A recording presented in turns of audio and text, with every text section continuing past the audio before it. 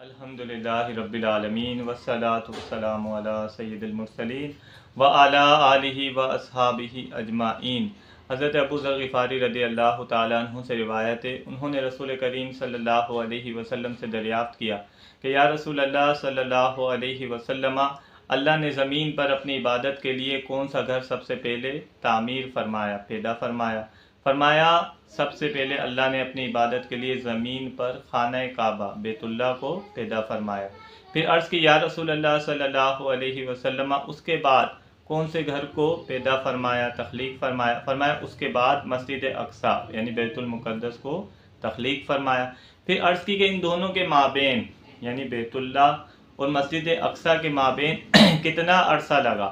اللہ کے رسول صلی اللہ علیہ وسلم نے ارشاد فرمایا 40 سال کا عرصہ لگا۔ یہ حدیث مبارکہ بخاری شریف سے ہے۔ اس سے معلوم ہوتا ہے کہ بیت اللہ اور مسجد اقصیٰ کے مابین تخلیقی اعتبار سے 40 سال کا عرصہ لگا۔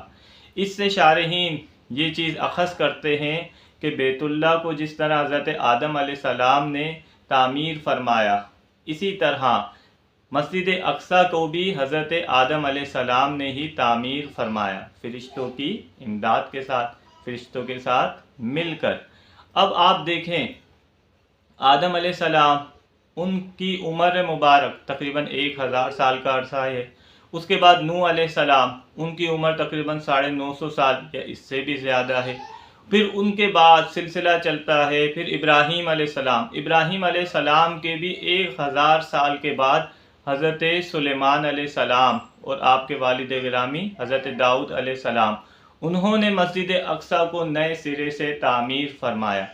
اب جس طرح نوح علیہ السلام کے وقت کے اندر جو ہے طوفان آیا تو بیت اللہ کو اللہ تبارک و تعالیٰ نے آسمانوں پہ اٹھا لیا۔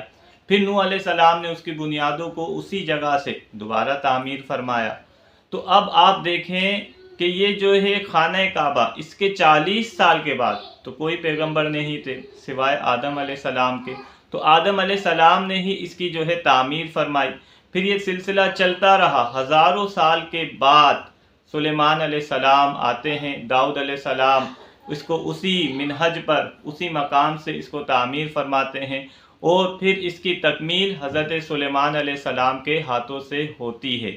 لیکن یہ بات قابل غور ہے کہ سلیمان علیہ السلام تو آدم علیہ السلام کے ہزاروں سال بعد آ رہے ہیں، اور یہ جگہ مسجد کی ہے کیونکہ اللہ نے سب سے پہلے عبادت کے لیے اس کو بیت اللہ کے بعد تعمیر فرمایا۔ تو یہاں ہیکل سلیمانی کا وجود کیسے ہو سکتا ہے؟